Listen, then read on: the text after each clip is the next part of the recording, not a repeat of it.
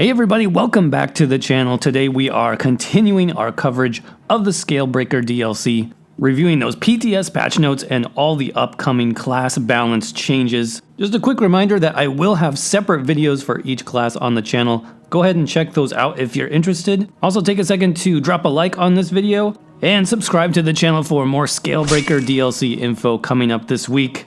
With that said, let's jump into the Warden class balance changes. So starting off in the Animal Companion skill line, we've got a change to Advanced Species. This is the damage passive. You get more damage for every Animal Companion ability you have on your bar, and they did decrease that bonus from 3% down to 2%, so a little bit of a nerf there, but that does add up. If you had 3 to 4 of these on your bar, you're going to be losing 3 to 4% DPS. Feral Guardian is our bear ultimate. It looks like they fixed some syncing issues here with its attacks. This should result in higher damage per second for the bear, since it will be able to perform the next action more frequently. The Warden Bear ultimate has always been kind of buggy as far as the pathing and as far as it being able to hit a target. I'd love to be able to use this skill in PvP, for example, but the pathing is just terrible. Hopefully that gets fixed someday as well, but we'll see if this makes the attacking more reliable at least. So Swarm is the single target damage over time ability. This got nerfed as well, just a slight cost increase there, 2,700 up from 2,430, though they did increase the damage per tick by 17%, so that is a nice damage increase. Growing Swarm is the AoE morph. This ability can now affect any nearby enemy rather than only 6 enemies. So does that mean there's no target cap on the AoE? If that's true, that's pretty powerful. So we'll have to double check on that.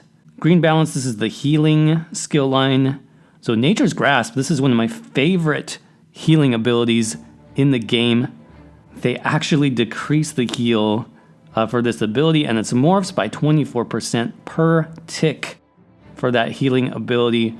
Now this was extremely strong. This has like a huge tooltip even in PvP, so this might still be decent.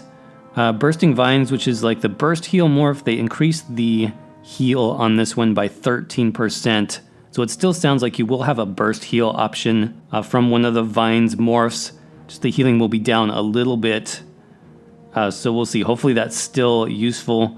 And then in Winter's Embrace here, which is our tanking skill line, a lot of changes here. Arctic Wind, this is the heal over time. This got increased by 66%. That sounds like a pretty major buff for that healing effect. It also scales up higher at 5% of your max health per tick rather than 3%. So that sounds pretty good overall. Hopefully that'll be a good heal finally for Warden tanks and health builds. Icy Escape, they fixed a bug here with Synergy. That's fine. And then Impaling Shards, this is the big one.